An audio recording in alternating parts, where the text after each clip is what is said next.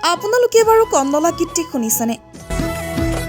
শনিবাৰ বাজাৰৰ শামুক কাকাৰা তত দেখা নাপালি চেৰা পাগালা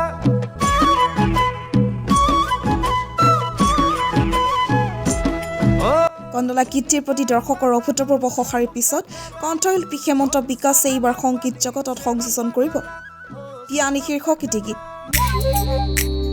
O biani masuk jang O biani masuk jang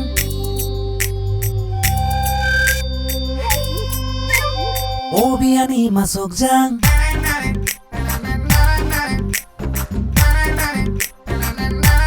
আজি উক্ত বিয়ানী শীৰ্ষক গীতটি দৃশ্য গ্ৰহণ কৰা হৈছে।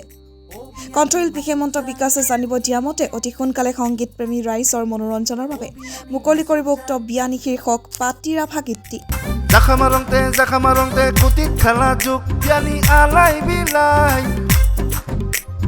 O biani masuk jang O biani masuk jang নমস্কাৰ সকলোকে, মই হেমন্ত বিকাশ ৰাভা। কেইদিনমান পিছতে মোৰ এটি পাতিৰাভা গীত মুকলি কৰিম, আপোনালোকৰ মাজলৈ উলিয়াই দিম। গীতটো হৈছে বিয়ানী। যোৱাবাৰৰ কন্দলাক মানুহে বহুত মৰম দিছে, সেইকাৰণে এইবাৰো অকণমান উৎসাহ পালোঁ। আপোনালোকৰ মৰম আৰু উৎসাহৰ কাৰণে আজি মই এই গানটো আৰু কৰিবলৈ মই ইচ্ছা প্ৰকাশ কৰিলোঁ।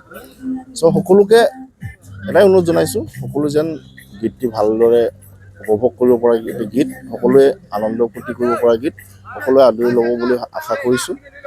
আৰু আগতীয়াকৈ নৱবৰ্ষৰ শুভেচ্ছা জনাই মোৰ এই 31 ডিচেম্বৰ তাৰিখে মই এই বিয়ানী গীতটো মই শুভমুক্তি কৰিম। আপোনালোকে সকলোৱে চাব। ধন্যবাদ। নমস্কাৰ, মই ৰাষ্ট্ৰীয় ৰাভা। পোনপ্ৰথমে আপোনালোক সকলোকে আহি পেলাই নতুন বছৰ শুভেচ্ছা জনাইছোঁ। আৰু যোৱাবেলি যেনেকৈ হেমন্তদাৰ ধুনীয়া এটি গান আছিলে কন্দলা, গানটোৰ ওপৰত আপোনালোকে মৰম আশীৰ্বাদ কৰিছে। এইবেলিও তেওঁ এটা খুব ধুনীয়া মিউজিক এটা কৰিবলৈ তেওঁ সাজু হৈছে, আৰু সেইটো হৈছে বিয়ানী। আশা কৰিছোঁ আপোনালোকে সকলোৱে আঁকোৱালি ল'ব, মৰম চেনেহ আশীৰ্বাদ কৰিব। বিশেষকৈ বেছি নকওঁ, মোৰ ক'বলগীয়া এইখিনিয়ে। ধন্যবাদ, নমস্কাৰ। O biani masuk jang O biani masuk jang